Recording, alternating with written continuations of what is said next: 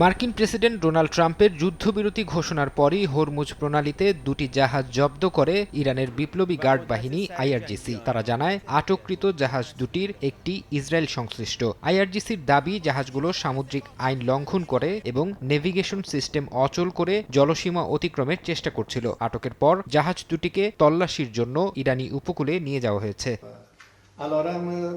চলমান নৌ অবরোধ ও মার্কিন হুমকির কড়া সমালোচনা করেছেন ইরানের প্রেসিডেন্ট মাসুদ পেজেশকিয়ান। বুধবার সামাজিক যোগাযোগ মাধ্যমে দেয়া পোস্টে তিনি বলেন, ওয়াশিংটনের প্রতিশ্রুতি ভঙ্গ এবং সমুদ্রপথে এই অবরোধই শান্তি আলোচনার পথে প্রধান বাধা। পেজেশকিয়ান সাফ জানান, হুমকি দিয়ে ইরানকে আলোচনার টেবিলে নেওয়া সম্ভব নয়। একই সুরে কথা বলেছেন ইরানের পার্লামেন্ট স্পিকার বাগের গালিবাফ। তিনি সামাজিক মাধ্যম এক্সে লিখেন, যুক্তরাষ্ট্রের যুদ্ধবিরতি লঙ্ঘনের মধ্যে হরমুজ প্রণালী খুলে দেয়া অসম্ভব।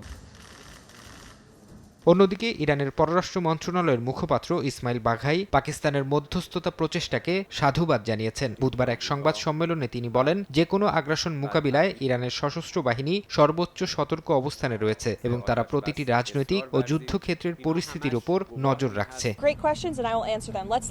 এদিকে হোয়াইট হাউস প্রেস সচিব ক্যারোলাইন লেভিট এক সংবাদ সম্মেলনে জানান, প্রেসিডেন্ট ট্রাম্প পাকিস্তানের অনুরোধে সামরিক হামলা স্থগিতের মেয়াদ বাড়িয়েছেন, তবে এর জন্য কোনো নির্দিষ্ট সময়সীমা বেঁধে দেননি তিনি। The president has not set a firm deadline to receive an Iranian proposal, unlike some of the reporting I've seen today.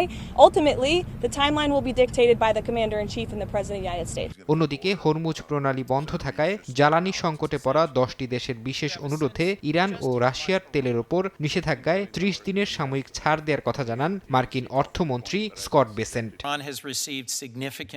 Farhad Chowdhury, সময় সংবাদ। Senator Reid's just stepped down.